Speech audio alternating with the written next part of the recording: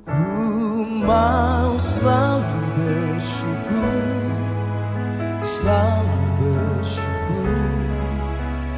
Kau Tuhan yang setia, yang selalu menopang. Ku mau selalu bersyukur, selalu bersyukur. Kau Bapakku yang setia. Tahun 2020 adalah tahun dimensi yang baru. Untuk kita mengalami pola pikir yang baru, cara pandang yang baru, pelayanan yang baru, serta berkat-berkat yang baru baik secara jasmani maupun secara rohani. Mari sama-sama kita perkatakan Mazmur 91 dalam lindungan Allah. Orang yang duduk dalam lindungan yang maha tinggi dan bermalam dalam naungan maha kuasa akan berkata kepada Tuhan, tempat perlindunganku dan kubu pertahananku, Allahku yang kupercayai. Sungguh dialah yang akan melepaskan engkau dari jerat penangkap burung, dari penyakit sampar yang busuk. Dengan kepaknya ia akan melindungi engkau, di bawah sayapnya engkau akan berlindung. Kesetiaannya ialah perisai dan pagar tembok. Engkau tak usah takut terhadap kedahsyatan malam, terhadap panah yang terbang di waktu siang, terhadap penyakit sampar yang berjalan di dalam gelap, terhadap penyakit menular yang mengamuk di waktu petang. Walau 1000 rebah di sisimu dan 10.000 di sebelah kananmu, tetapi itu tidak akan menimpamu. Engkau hanya menontonnya dengan matamu sendiri dan melihat pembalasan terhadap orang-orang fasik. Sebab Tuhan ialah tempat perlindunganmu, yang maha tinggi telah kau buat tempat perteduhanmu. Malapetaka tidak akan menimpa kamu, dan tulah tidak akan mendekat kepada kemahmu. Sebab malaikat-malaikatnya akan diperintahkannya kepadamu untuk menjaga engkau di segala jalanmu. Mereka akan menatang engkau di atas tangannya, supaya kakimu jangan terantuk kepada batu. Singa dan ular tedung akan kau langkahi. Engkau akan menginjak anak singa dan ular naga. Sungguh hatinya melekat kepadaku, maka aku akan meluputkannya, aku akan membentenginya, sebab ia mengenal namaku. Bila ia berseru kepadaku, aku akan menjawab, aku akan menyertai dia dalam kesesakan, aku akan meluputkannya dan memuliakannya. Dengan panjang umur akan kukenyangkan dia, dan akan kuperlihatkan kepadanya keselamatan daripadaku. Sebelum lebih lagi kita masuk dalam pujian, penyembahan dan firman Tuhan, mari bersama-sama kita deklarasikan Pentakosta ketiga. Pentakosta ketiga adalah pencurahan Roh Kudus yang dahsyat di zaman now, melebihi yang terjadi di Azusa Street. Pentakosta ketiga akan mengakibatkan penuaian jiwa yang terbesar dan terakhir sebelum Tuhan Yesus datang kembali. Pentakosta ketiga akan membangkitkan generasi Yeremia, yaitu anak-anak muda yang dipenuhi Roh Kudus, cinta mati-matian kepada Tuhan Yesus, tidak kompromi terhadap dosa, dan akan bergerak untuk memenangkan jiwa. Pentakosta ketiga lahir di Indonesia, yang bergerak ke bangsa-bangsa. Gerakan ini dari timur ke barat dan akan kembali ke Yerusalem. Pentakosta ketiga akan memberikan kuasa untuk menyelesaikan amanat agung, dan setelah itu Tuhan Yesus datang kembali.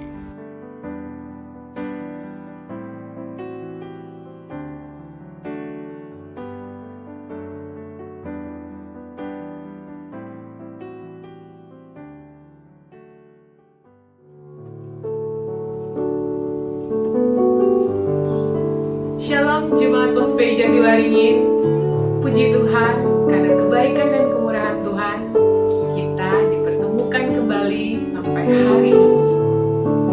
karena kemurahan Tuhan, dan kita hanya patut bersyukur atas kebaikan yang Tuhan kerjakan dan Tuhan lakukan dalam hidup kita. Amin Bapak Ibu. Mari sejenak ambil waktu, kita tenangkan hati kita. Kita mau lupakan setiap persoalan dan masalah kita, dan kita mau fokus hanya kepada Tuhan Yesus saja yang menjadi sumber kekuatan dan pengharapan kita. Mari sejenak siapkan hati kita dan kita sama-sama naikkan pujian.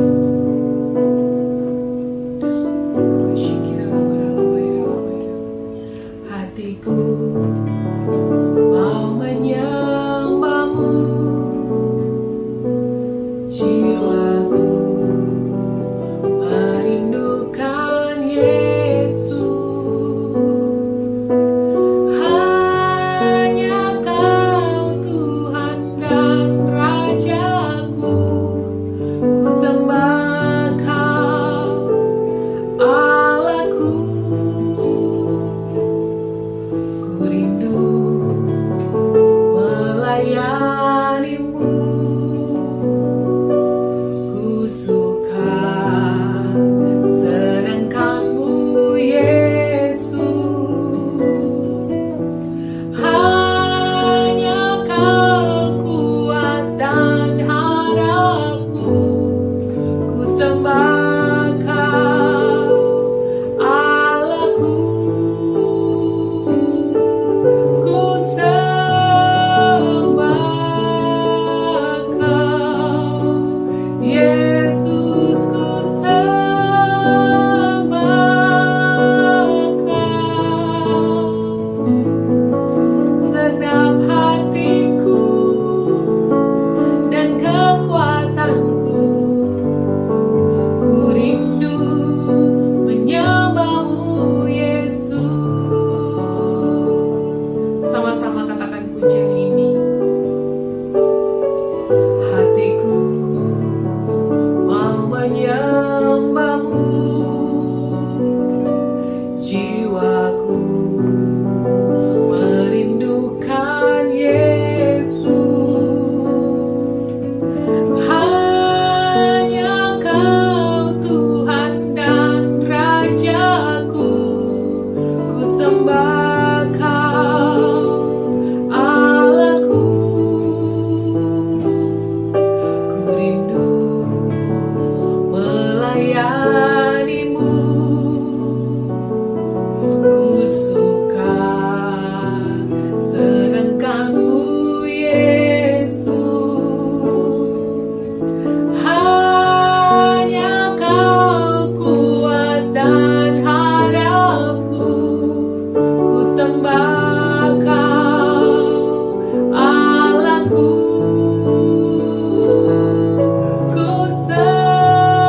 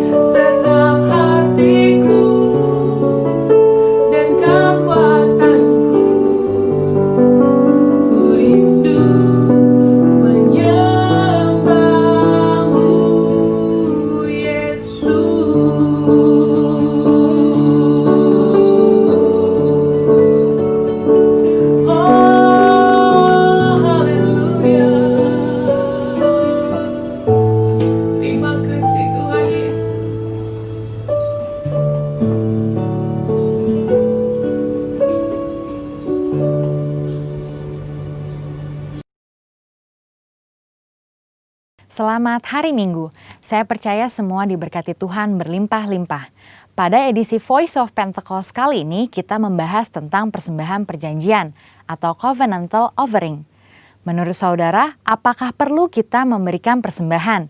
Jika terjadi situasi seperti kehilangan pekerjaan, sakit, musibah atau bencana, dan lain-lainnya, apalagi di saat seperti ini yang masih pandemi COVID-19, perlukah kita memberi persembahan? Sesungguhnya Alkitab menyatakan memberikan persembahan tidak terpisahkan dari kehidupan orang percaya. Hal ini dilakukan selama ribuan tahun sejarah gereja, karena memberikan persembahan adalah salah satu bentuk penting dan nyata ekspresi penyembahan dan bukti penyerahan hidup kita kepada Tuhan. Oleh karena itu, penting untuk mempunyai dasar pengertian yang benar tentang memberikan persembahan walaupun di tengah situasi sulit, untuk menjadi fondasi yang kuat dalam menjalankan penyembahan dan bukan karena mampu atau tidaknya menurut pandangan kita sendiri. Sekarang mari kita telusuri tentang covenantal offering. Apa itu? Covenantal offering adalah persembahan karena perjanjian hubungan manusia kepada Tuhan. Nah, untuk bisa melakukan covenantal offering, kita harus mempunyai covenantal relationship terlebih dahulu. Covenantal relationship itu sendiri adalah hubungan berdasarkan ikat janji yang sangat kuat dengan Tuhan, berdasarkan hikmat firman Tuhan. Firman Tuhanlah yang menjadi petunjuk tingkah laku kita kepada Tuhan dan juga sebaliknya. Dan istimewanya adalah karena kita mempunyai Roh Kudus dari Kristus berdasarkan 2 Korintus 3 ayat 17-18, maka adalah suatu keuntungan yang istimewa kita bisa mendapatkan kemuliaan untuk melakukan perintah Tuhan dengan sukarela, bukan karena paksaan. Dalam perjanjian lama yaitu di kitab Imamat ada 5 macam korban persembahan yang harus diberikan umat Israel kepada Tuhan, yaitu korban bakaran, curahan, pendamaian, penghapus dosa, dan kesalahan. Nah, kini kita sudah tidak melakukan hal tersebut karena Tuhan Yesus sendiri yang sudah menggenapinya. Tapi prinsip memberi persembahan kepada Tuhan tetap berlaku. So, di masa kini saat kita memberi kepada Tuhan, berilah dengan sukarela persembahan yang wajib diberikan kepada Tuhan. Karena kita ada di dalam suatu hubungan ikat janji yang erat dengan Tuhan. Inilah yang disebut memberi covenantal offering karena covenantal relationship. Saudara, memberikan covenantal offering kepada Tuhan harus menurut kerelaan hati kita. Bukan dengan sedih hati atau paksaan, tapi dengan sukacita. Tuhan Yesus memberikan contoh terbaik dalam hal sukarela dan wajib ini melalui penderitaannya di kayu salib. Yohanes 10 ayat 18 berkata, "Tidak seorang pun mengambilnya daripadaku, melainkan aku memberikannya menurut kehendakku sendiri. Aku berkuasa memberikannya dan berkuasa mengambilnya kembali. Inilah tugas yang kuterima dari Bapakku." Pada satu sisi, Yesus diwajibkan untuk mengalami penderitaan salib karena dia adalah anak domba Allah yang menghapus dosa. Tapi di sisi lain, menyerahkan nyawanya dengan sukarela. Mengapa Yesus lakukan itu? Karena ia setia pada perjanjian covenantalnya untuk mengasihi kita. Tuhan lebih dulu mengasihi dan memberkati sehingga kita sudah selayaknya membalas kepada Tuhan dengan memberi persembahan kepadanya. Pemberian covenantal offering kita lakukan di dalam 1. Persembahan persepuluhan, 2. Persembahan sulung, dan 3. Komitmen untuk mendukung proyek pekerjaan Tuhan sebagaimana tuntunan Roh Kudus. Berarti saat kita melakukan covenantal offering itu mencerminkan bagaimana kita sesungguhnya mengasihi dan menyembah Allah. Memberikan persembahan juga bentuk penyerahan total kehidupan kita kepada Tuhan. Nah, yang paling penting adalah jangan sampai pemberian covenantal offering mengabaikan prinsip dan esensi keadilan, belas kasihan, dan kesetiaan. Kita juga perlu tahu memberi secara horizontal atau horizontal giving adalah memberikan kepada sesama yang membutuhkan dan yang kekurangan. Pemberian ini juga penting loh dalam pandangan Tuhan dan bahkan menjadi tugas kita sebagai jemaat untuk memperhatikan mereka yang berkekurangan. Tetapi jangan lupa, pemberian persembahan covenantal harus dilaksanakan terlebih dahulu. Jadi, dalam situasi susah ini, apa kita tetap perlu memberikan persembahan? Jawabannya ya. Ingat, persembahan merupakan ekspresi penyembahan yang penting kepada Tuhan yang telah memberikan anugerah terbaik. Kita memberi persembahan kepada Tuhan melalui institusi yang Tuhan tetapkan untuk menerima dan mengelolanya, yaitu gereja di mana kita tertanam dan bertumbuh seperti dalam Maleakhi 3 ayat 10. Pertanyaan kedua, apakah memberi persembahan harus ke gereja atau langsung kepada mereka yang membutuhkan? Jawabannya juga ya untuk keduanya. Karena gereja adalah wadah nomor 1 yang Tuhan gunakan untuk menyatakan kepedulian kita dan menyatakan kasih Tuhan kepada dunia dan sesama. Saudara juga boleh memberikan bantuan secara langsung kepada yang membutuhkan sesuai tuntunan Roh Kudus. Perlu diingat, dengan memberi persembahan kepada Tuhan, itu akan melatih iman kita untuk mengandalkan Tuhan senantiasa. Dan memberi akan melatih sikap kita sebagai seorang pengelola, bukan pemilik. Mari kita jaga hubungan dengan Tuhan apapun yang terjadi. Berikan kepada Tuhan persembahan covenantal offering, karena Tuhan sudah lebih dahulu memberkati dan membawa kita masuk dalam covenantal relationship dengannya. Jadi, tunggu apa lagi? Mari kita memberi persembahan dengan sukacita. Kita diberkati untuk menjadi berkat bagi orang lain. Tuhan Yesus memberkati. Amin.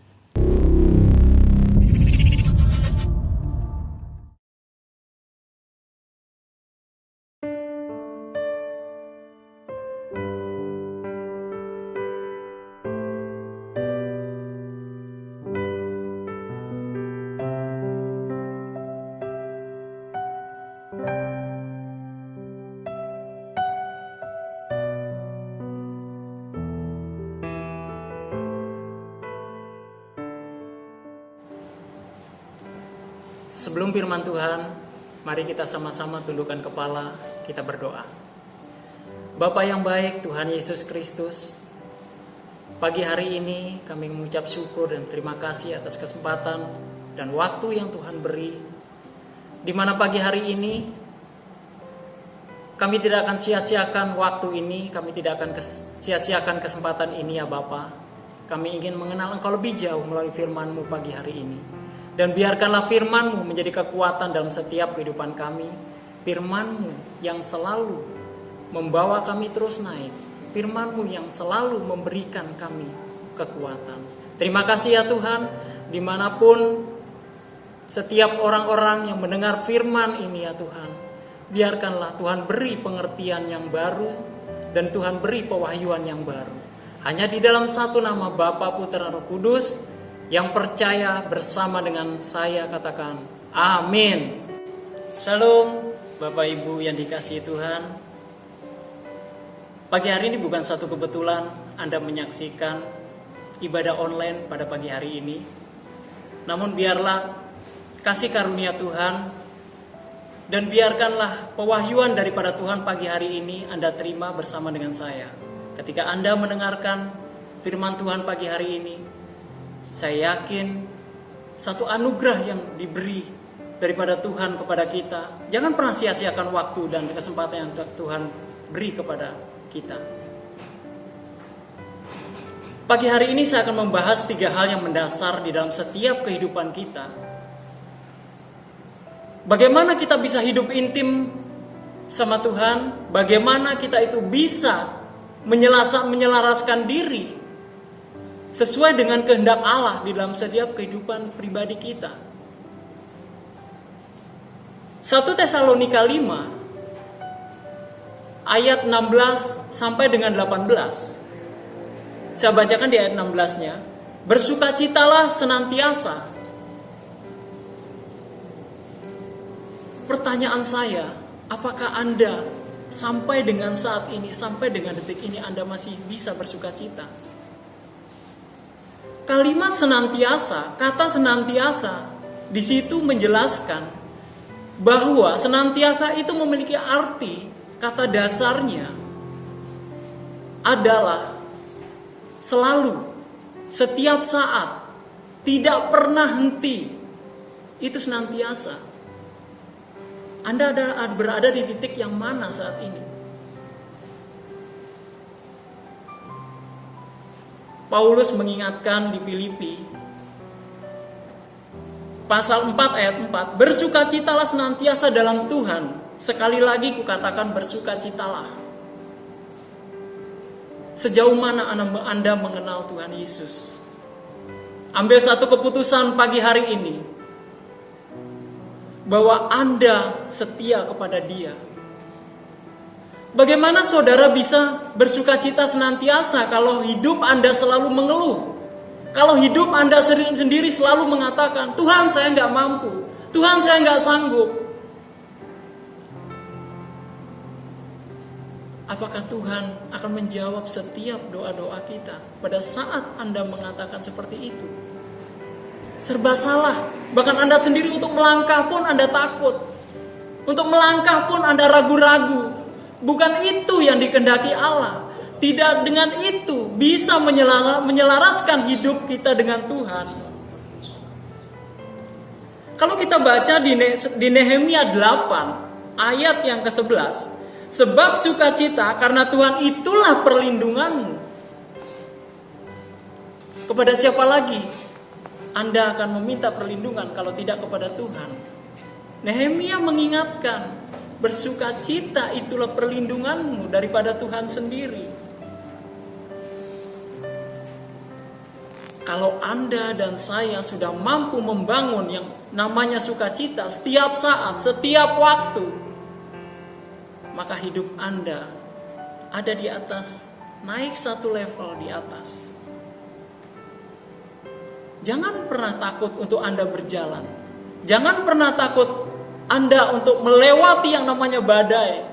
Tetaplah bersukacita, karena itu adalah amanat agung daripada Tuhan. Lalu yang kedua, saya ingin menyampaikan bahwa di pasal yang ke-17, 1 Tesalonika 5, pasal yang ke-17 dikatakan tetaplah berdoa.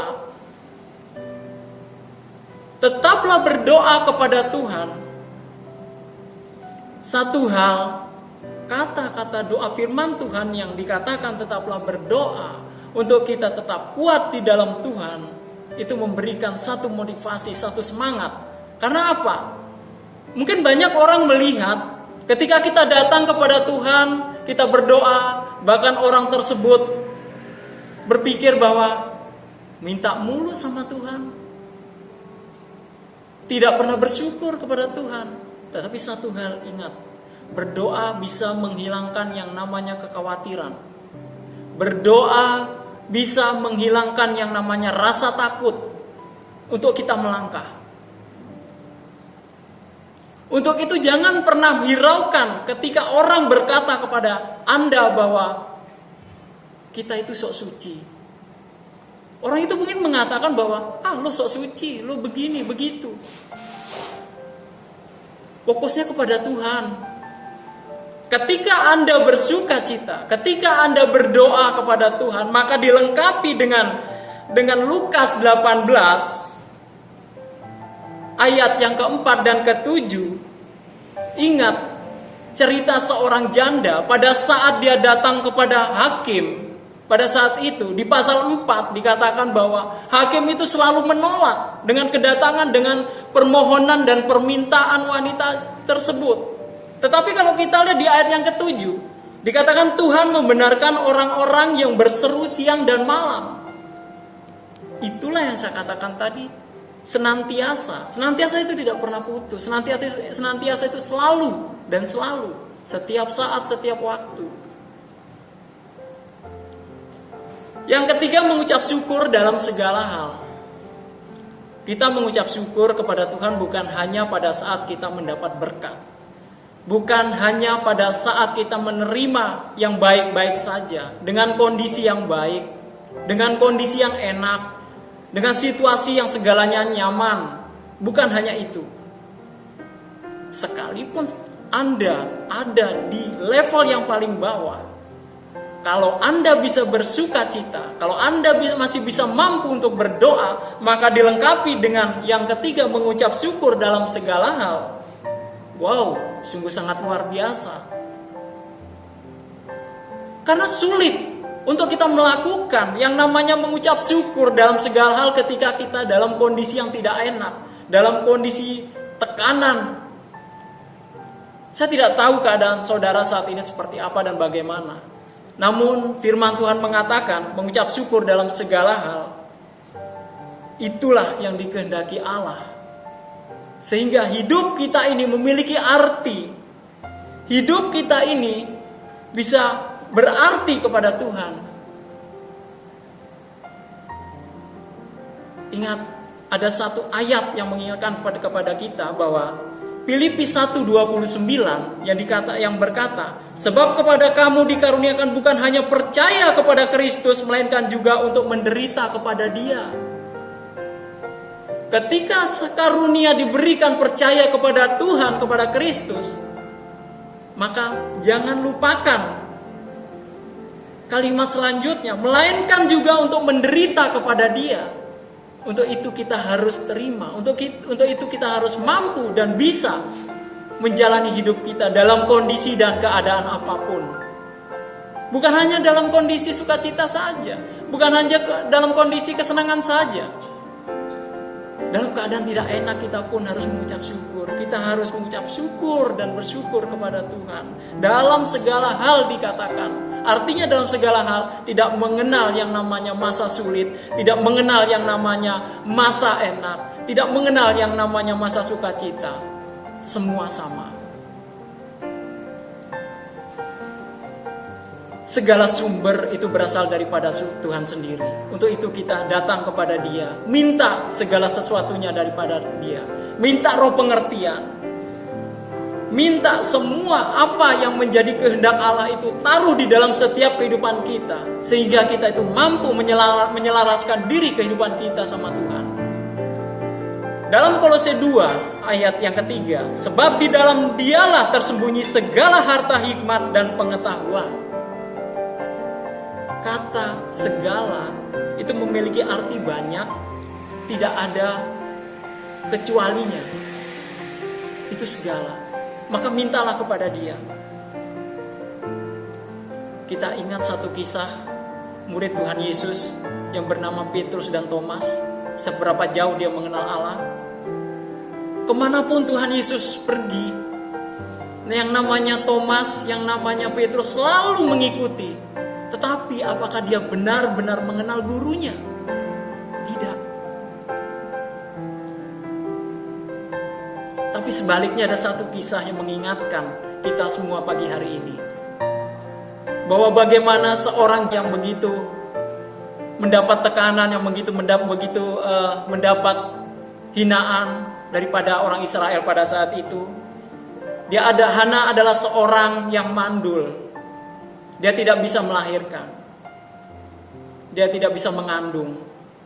Namun dalam tradisi Israel, ketika wanita tidak bisa mengandung atau tidak bisa melahirkan, maka orang Israel memiliki satu pemikiran, yaitu itu adalah kutukan daripada Allah. Namun apa yang dilakukan oleh Hana? Dia datang kepada Tuhan, dia berdoa, dia mengucap syukur. Dia tidak mencaci maki kembali setiap orang-orang yang menghina dia. Dia tidak mencaci maki setiap orang-orang yang selalu mengatakan yang tidak baik kepada dia. Pak, Bu, marilah kita koreksi diri. Mulai saat ini ambil waktu. Mulai saat ini kita ambil satu keputusan. Bahwa komitmen itulah yang terpenting dalam setiap kehidupan kita. Jangan pernah Anda mengatakan bahwa saya ini gak mampu Tuhan, saya gak sanggup Tuhan. Ingat, ketika Anda di dalam lembah kelam sekalipun, ada satu pribadi yang mampu menolong Anda dan saya, yaitu Tuhan Yesus. Satu ilustrasi yang ingin saya bagikan, seorang binaragawan ketika ia mau masuk dalam ronde pertandingan, dia bukan hanya menguasai teknik-teknik yang dia miliki. Dia bukan hanya menguasai setiap kekuatan yang dia miliki, fisik yang dia miliki. Tetapi dia harus tahu apa yang menjadi kekuatan di dalam pribadi dia, yaitu yang namanya, pasti dia akan butuh yang namanya vitamin. Pasti dia butuh yang namanya dari orang-orang sekitar, yaitu motivasi. Nah, begitu juga dengan kita. Bukan kita hanya membaca firman Tuhan lalu kita tidak mempraktekannya. Kita membaca, kita mempraktekkan, kita kasih vitamin tersebut dengan apa? Kita berbuat baik di luar sana. Bukan kita diam-diam saja, oh saya mengerti kok firman Tuhan. Saya tahu kok firman Tuhan. Itu teknis.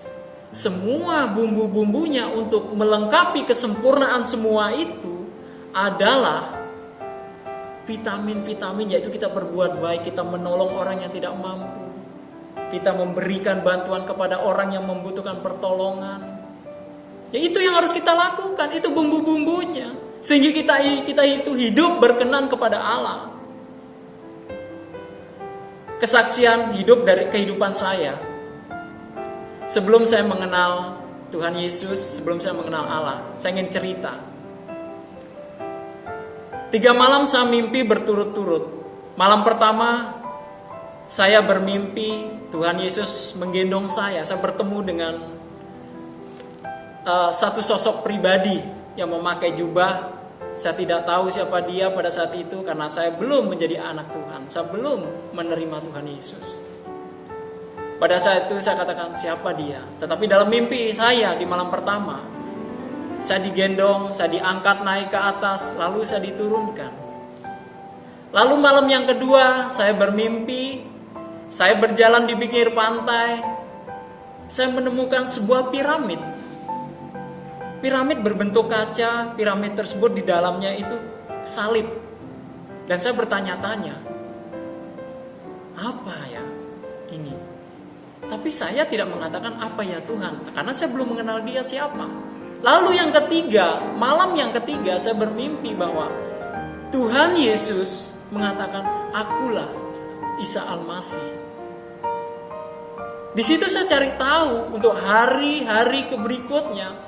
Setelah 3 malam berturut-turut saya bermimpi, hari-hari berikutnya saya tidak bermimpi lagi. Saya mencari tahu siapa dia. Ternyata begitu saya temukan dia adalah Tuhan Yesus. Untuk itu tidak lama kemudian saya ambil satu keputusan untuk saya mengikut dia. Saya belajar hari lepas hari. Saya belajar tentang firman Tuhan untuk saya dapat mengerti. Nah, pagi hari ini tentunya apa yang menjadi kekuatan di dalam setiap kehidupan kita, apa yang menjadi kehendak Allah di dalam setiap kehidupan kita, biarlah kita aplikasikan di dalam setiap keseharian kita. Itu yang terutama. Kata kuncinya saya ingin katakan bahwa kita perlu menguatkan manusia batiniah kita untuk kita hidup selaras, untuk kita hidup sama sekehendak dengan pemikiran Allah. Dan biarlah itu menjadi kekuatan bagi kita semua. Jadilah orang yang pertama dan utama dalam memenangkan satu pertandingan. Seperti Paulus katakan, hidup adalah pertandingan. Sampai mana pertandinganmu? Sampai garis finish lah, itulah tujuanmu. Biarlah kita semua menjadi umat pemenang Allah. Demikian firman Tuhan. Sebelum saya tutup, mari kita sama-sama mengucap syukur, sama-sama berdoa untuk mengakhiri daripada firman Tuhan pagi hari ini. Mari kita tundukkan kepala. Bapa di dalam surga, terima kasih ya Tuhan Yesus untuk pagi yang begitu luar biasa ini. Pagi yang indah ini ya Tuhan. Kasih-Mu begitu besar atas hidup kami. Kasih-Mu melimpah atas hidup kami. Di mana pagi hari ini Tuhan, kami sudah mendengarkan sebagian daripada firman-Mu ya Bapa. Dan biarkanlah firman-Mu ini menjadi kekuatan dalam setiap kehidupan kami.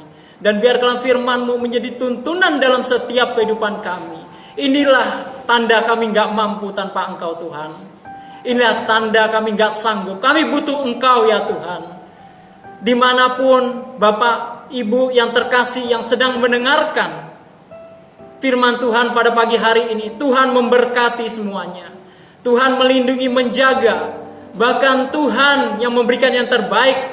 Tuhan memberikan jalan keluar dalam setiap kehidupan pribadi lepas pribadi. Apapun keadaanmu, apapun pergumulanmu, pagi hari ini kamu yakin dan percaya Tuhan sudah memberikan jalan keluar. Terima kasih ya Tuhan. Kami serahkan hidup kami ke dalam tangan pengasihan-Mu. Pakai hidup kami lebih lagi untuk kemuliaan nama-Mu ya Bapa. Terima kasih Yesus Kristus. Terima kasih. Di Di dalam nama Tuhan Yesus Kristus. Yang percaya sama-sama katakan, amin. Tuhan Yesus memberkati. Mari Bapak Ibu, saya minta supaya kita buka hati, angkat kedua tangan kita, dan kita terima berkat daripada Tuhan. Kembalilah dalam setiap kehidupan.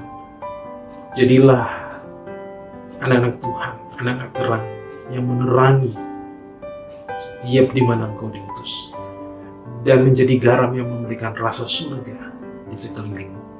Berkat daripada Allah Bapa, kasih karunia Tuhan Yesus Kristus, serta persekutuan manis dengan Roh Kudus turun mengurapi, memberkatimu mulai hari ini sampai Maranatha. Yesus datang kali yang kedua menjemput setiap kita di awal yang permai sampai selama-lamanya. Amin. Selamat hari Minggu Bapak Ibu, Gereja Tuhan. Tuhan Yesus memberkati.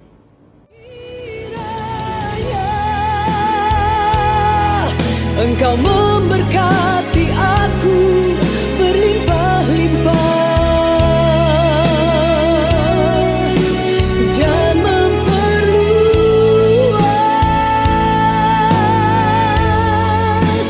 daerahku,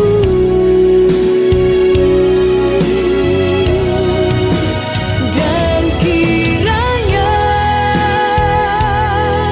tanganmu menyertai aku dan melindungi aku daripada malapetaka, sehingga